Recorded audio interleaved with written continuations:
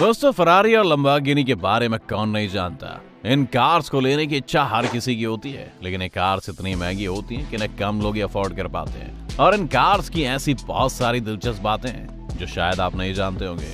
आज हम आपको उन्हीं बातों से वाकिफ करवाएंगे, बताएंगे कि क्यों फरारी और लंबोर्गिनी एक दूसरे की सबसे बड़ी राइवल कंपनियां बन गई हैं। साथ ही आज के इस वीडियो में हम आपको बताएंगे कि फरारी और लंबोर्गिनी में कौन सी कार बेहतर है। अगर आपको भी इन महंगी कार्स का शौक है तो ये वीडियो जरूर देखें और ऐसे ही बने रहे हमारे साथ वीडियो के अंत तक, और बेल आइकन को दबाना बिल्कुल ना भूलें। चलिए शुरू करते हैं। दोस्तों, लंबोर्गिनी एक ऐसा नाम है जिसने काफी कम समय में लोगों के दिलों में अपनी जगह बना ली, इसीलिए तो ये कंपनी आज लोगों की पहली पसंद बन चुकी है। लेकिन फरारी भी कम फेमस नहीं है दोस्तों, इसीलिए तो ये कंपनी हर साल 8400 से भी ज्यादा कार्स बनाकर बेच देती है। लंबोर्गिनी और फरारी आज की आधुनिक दुनिया के सबसे मशहूर कारों में से एक है। लेकिन अगर इतिहास को देखा जाए तो फरारी की कहानी 1947 के जमाने की है, जब एंजो फरारी ने फरारी 125S को बनाया था, जबकि 1960 के दशक तक लंबोर्गिनी का कोई नामो निशान भी नहीं था। दोस्तों, कहानी उस समय की है जब फेरोसियस लंबोर्गिनी एक नाराज फरारी का ग्राहक था और वो फरारी 125S से खुश नहीं था। और एक दिन की बात है जब फेरोसिया लंबोर्गिनी ने फरारी के मालिक को जाकर सुझाव दिया कि वो कैसे अपनी कारों में सुधार कर सकते हैं।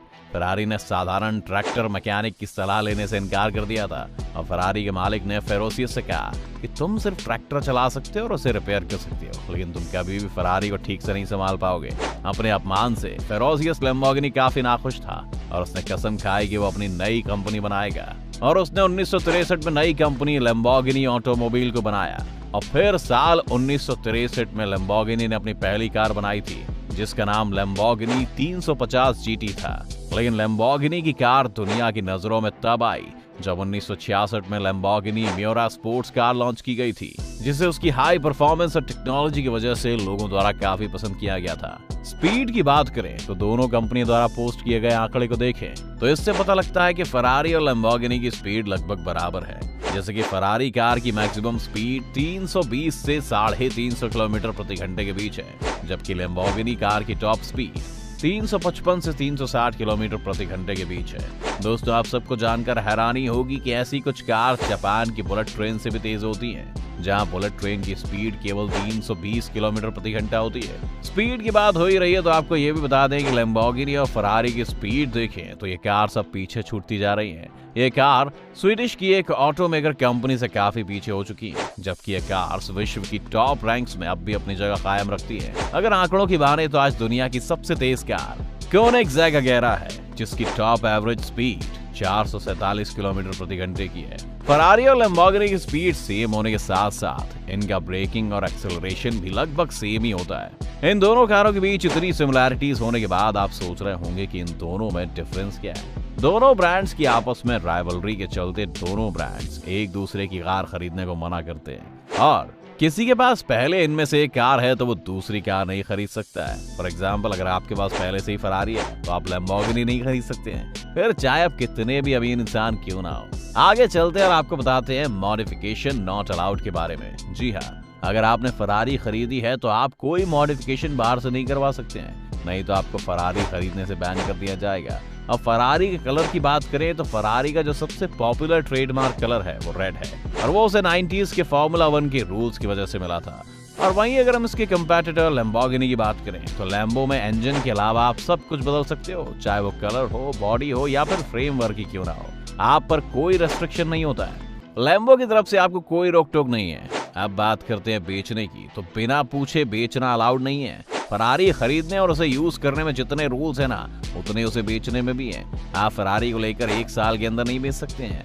कॉन्ट्रैक्ट के हिसाब से फरारी को रीसेल में खरीदने का पहला हक उसके डीलर को जाता है। अगर डीलर उस गाड़ी को नहीं लेता तभी आप उसे किसी और को बेच सकते हैं, लेकिन ये डीलर के अप्रूवल के बाद ही हो सकता है, नहीं तो अलाउड नहीं है। इस रूल को जानने के बाद लंबोर्गिनी की बात करते हैं तो लैम्बो ने इस पर भी कोई रेस्ट्रिक्शंस नहीं डाले हैं। खरीदने के बाद कार आपकी है, आपकी मर्जी, आप चाहे जिसे बेच सकते हैं, अपने किसी दोस्त के घर वालों को, या आप ऑनलाइन भी सेल कर सकते हैं।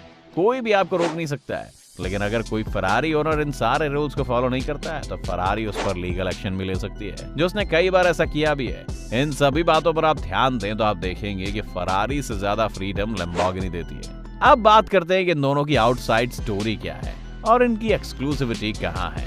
अगर एक्सक्लूसिविटी की बात करें तो दोनों में से लैम्बोर्गिनी टॉप करती है। लैम्बोर्गिनी ने आज तक सिर्फ 17 कार्स के मॉडल बनाए हैं। अब फरारी की बात करें तो फरारी ने लैम्बोर्गिनी से लगभग तिगुने यानी 53 कार के मॉडल्स, 67 रेस कार्स के मॉडल्स बनाए हैं। दोस्तों होता ये है कि जो जितनी ज्यादा सप्लाई करता है, एक्सक्लूसिविटी उतनी कम हो जाती है। साथ ही आपको बता दें कि मार्केट में किस कार की डिमांड ज्यादा है और किसकी कम। दोस्तों आप सभी को लग रहा होगा कि लैम्बोर्गिनी की डिमांड ज्यादा होगी, तो ऐसा नहीं है। मार्केट में फरारी की डिमांड ज्यादा है, क्योंकि रिकॉर्ड्स के हिसाब से भी 2014 में भी फरारी ने 10,000 कार्स की सेल हासिल की थी। और अगर यही लैम्बोर्गिनी के रिकॉर्ड्स को देखा जाए तो उनका 10,000 कार्स की सेल का मार्क शायद 2025 तक भी पूरा नहीं होगा, क्योंकि यहाँ बात जब रीसेल वैल्यू की आती है तो फरारी की रीसेल वैल्यू लैम्बोर्गिनी से कहीं ज्यादा है, जबकि दोनों ही कार्स काफी प्रीमियम क्वालिटी की बनाई जाती है। दोस्तों साथ ही आपको ये भी बता दें कि लैम्बोर्गिनी के सबसे सस्ते मॉडल का नाम है लैम्बोर्गिनी हुराकन, जिसका प्राइस है $20,08,000 यानी कि 1,54,00,000 रुपए।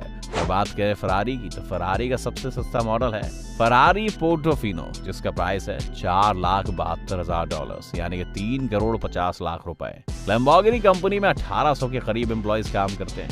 वहीं अगर हम देखें फरारी को तो इस कंपनी में कम से कम 4,556 एम्प्लॉइज काम करते हैं। लैम्बोर्गिनी कंपनी द्वारा बनाए गए अब तक के सबसे महंगे मॉडल का नाम है वेनोनो रोडस्टर, जिसकी कीमत है $4.5 मिलियन यानी कि 33,40,00,000 रुपए। अब बात करें फरारी की तो फरारी का अब तक का सबसे महंगा मॉडल है 250 GTO, जिसकी कीमत है $70 मिलियन यानी कि 519,31,00,000 रुपए। बात करें नेटवर्थ की तो लैम्बोर्गिनी कंपनी की नेटवर्थ $12 मिलियन है और फरारी की नेटवर्थ $30 बिलियन है।